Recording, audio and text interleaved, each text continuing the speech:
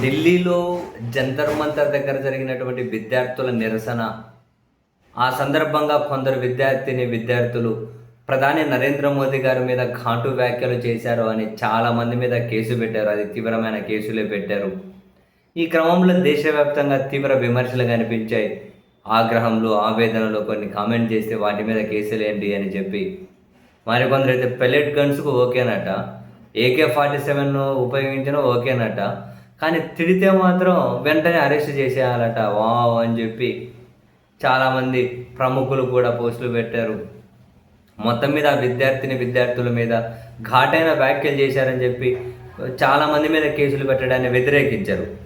ఈ క్రమంలో ఈ వ్యతిరేకత మళ్ళీ ముదురుతుంది అనుకున్నారేమో కానీ, ఇన్స్టాగ్రామ్లో ఇన్ఫ్లుయెన్సర్ మాదిరిగా వరుస పెట్టి అర్ధరాత్రి వీడియోలు వదులుతున్నటువంటి ప్రధాని నరేంద్ర మోదీ గారు మరోసారి వీడియో వదిలి నాకైతే ఒక విషయం అర్థమైంది. సమాజంలో చాలా ఆగ్రహం ఉంది, అదైతే నాకు అర్థమైంది.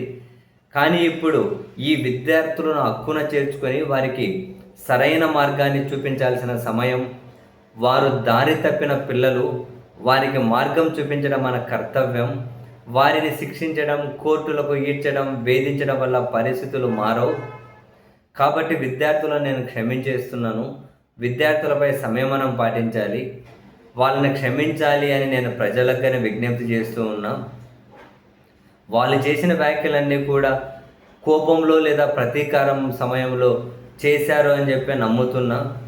విద్యార్థులు తమ తప్పుల నుండి పాఠాలు నేర్చుకోగల సామర్థ్యం ఉన్న యువకులు అని చెప్పి వాళ్ళని నన్ను తిట్టినా, నా తల్లిని దూషించిన అంటే ఇదో ఒక పాటది గడ్డ ఏమంటారు, ఢిల్లీ నుండి ఇక్కడి వరకు అందరిది ఇదే పాటనే.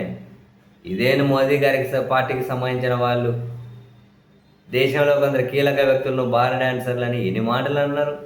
అటువైపు వాళ్ళు ఎప్పుడు కనుక ఇలా నన్ను దూషించారు, నన్ను తిట్టారు, తల్లిని తిట్టారు, ఇవన్నీ ఎప్పుడూ కనపరవు. అని తెలిస్తే ఒక వీడియో అది కానీ సేమ్ చిన్నగా సెల్ఫీ వీడియో లాగే పెట్టాలి, ఎక్స్ప్రెషన్స్ క్యాప్చర్ అవ్వాలి, వదలాలి. ఇప్పుడు ఆ విద్యార్థులను క్షమించేస్తూ ఉన్నా. దేశ ప్రజలందరూ కూడా ఆ విద్యార్థులను క్షమించేసేయండి. నిరసనలు చేస్తున్నప్పుడు ఆగ్రహంలో, ఆవేదనలు అంటూ ఉంటారు. అన్న ప్రతి మాటను పట్టించుకొని కేసులు పెట్టుకుంటూ పోతే ఏమైనా అర్థం ఉంటుందా? ఏమో మొత్తం మీద అయితే అర్ధరాత్రి ఇంకో వీడియో అయితే వదిలేశారు మోదీ గారు. వరుసగా 6వ వీడియో అనుకుంటాను ఈ వారం రోజుల్లో. బాగుంది. మొత్తం మీద ఇన్ఫ్లుయెన్సర్స్కి పోటీగా వస్తున్నారు మోదీ సార్. ఇంకా రావాలి సార్, వదలండి రోజుకో వీడియో.